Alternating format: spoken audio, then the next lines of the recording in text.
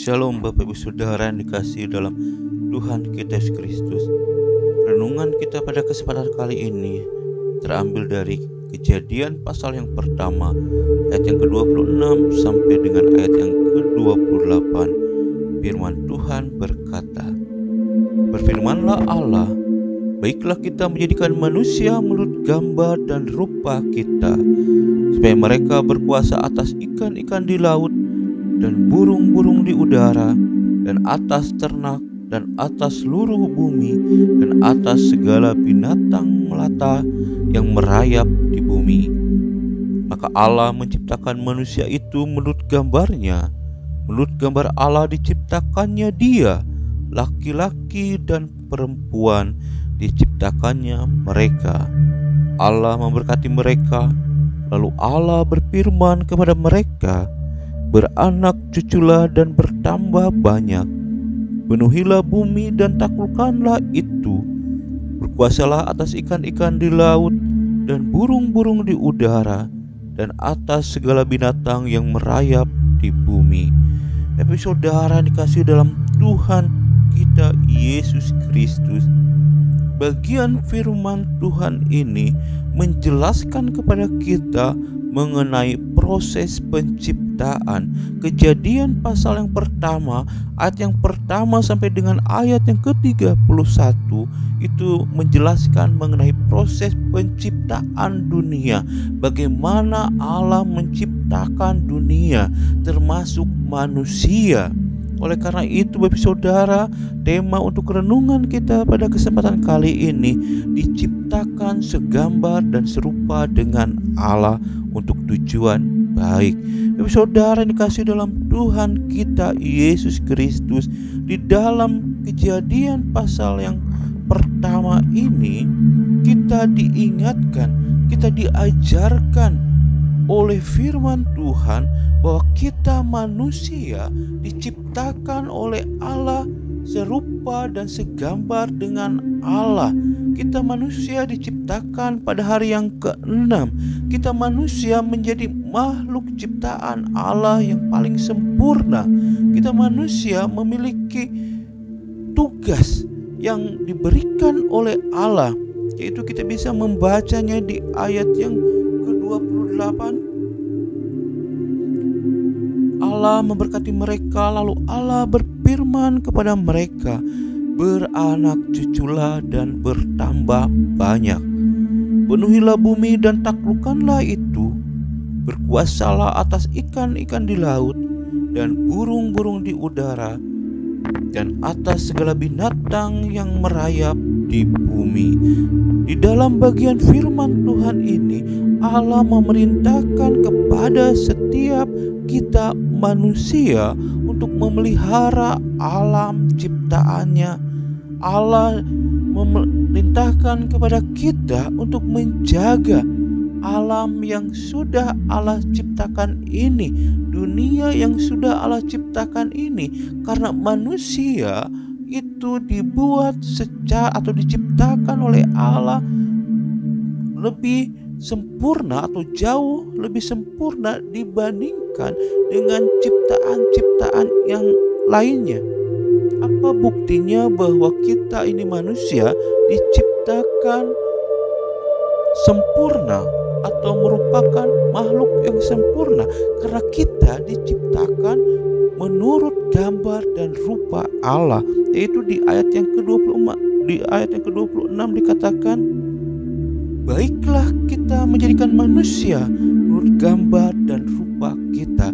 Di dalam bagian firman Tuhan ini menunjukkan, menjelaskan, menegaskan kepada kita bahwa manusia itu diciptakan segambar dan serupa Allah dengan tujuan baik. Tujuannya itu apa? Yaitu untuk memelihara dunia, untuk memelihara alam ciptaan yang sudah diciptakan oleh Allah ini.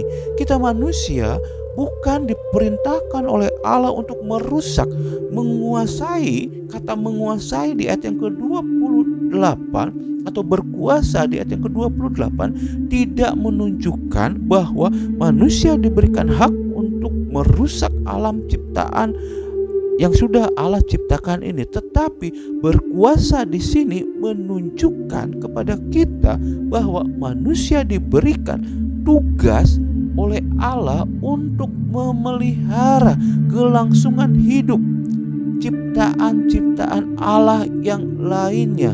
Lalu yang menjadi pertanyaannya bagi kita, kalau saat ini dunia atau lingkungan dunia sudah menjadi rusak karena ulah manusia, berarti manusia sudah keluar dari jalurnya. Manusia sudah melanggar perintah Allah. Bukannya manusia harusnya memelihara ciptaan Allah, tetapi manusia merusak ciptaan Allah yang lainnya. Mengapa hal itu bisa terjadi? Hal itu bisa terjadi karena manusia sudah jatuh ke dalam dosa. Manusia jatuh ke dalam dosa itu karena ketidaktaatan kepada perintah Allah. Bukan hanya semata-mata karena makan buah pengetahuan yang baik dan yang buruk saja, tetapi karena ketidaktaatan.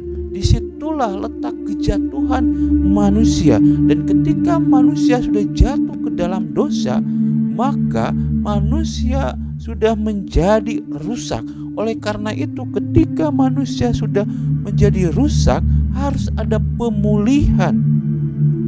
Yaitu pemulihan bisa terjadi hanya berasal dari Allah sendiri. Itu hanya inisiatif dari Allah sendiri. Oleh karena itu, Allah memberikan anaknya yang tunggal, yaitu Yesus Kristus, untuk menebus manusia dari dosa, sehingga manusia bisa kembali kepada Allah dan manusia bisa kembali melakukan perintah yang Allah berikan, yaitu menjaga alam ciptaan yang sudah Allah buat.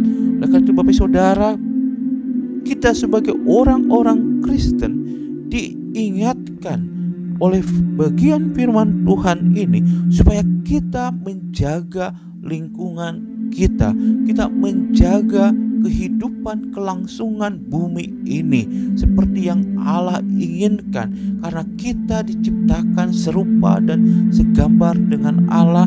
Kita diciptakan berbeda dengan ciptaan-ciptaan yang lainnya. Oleh karena itu, kita diberikan tugas oleh Allah. Bagi kita saat ini yang belum menyadari akan tugas dan panggilan Allah ini, mari melalui kebenaran firman Tuhan ini kita diingatkan untuk kita menjaga dunia ini, menjaga bumi ini, supaya bumi ini dapat terus berlangsung kehidupan yang ada di dalamnya. Ciptaan yang lainnya kita harus pelihara, kita harus lestarikan seperti Allah sudah perintahkan kepada kita. Ingat Bapak Saudara, di kata berkuasa di sini bukan untuk merusak, tetapi kita diciptakan untuk memelihara dan melestarikannya. Amin. Untuk kebenaran firman Tuhan pada kesempatan kali ini, saya akan berdoa untuk kita semua. Terima kasih Tuhan untuk kasih kemurahan-Mu. Terima kasih Tuhan untuk anugerah-Mu, bahwa Engkau telah menciptakan kami serupa dan segambar dengan Engkau. Oleh karena itu Tuhan, tolong kami Tuhan sebagai ciptaan-Mu yang paling sempurna, untuk kami bisa memelihara alam ciptaan ini, semuanya untuk hormat dan kemuliaan nama Tuhan. Amin.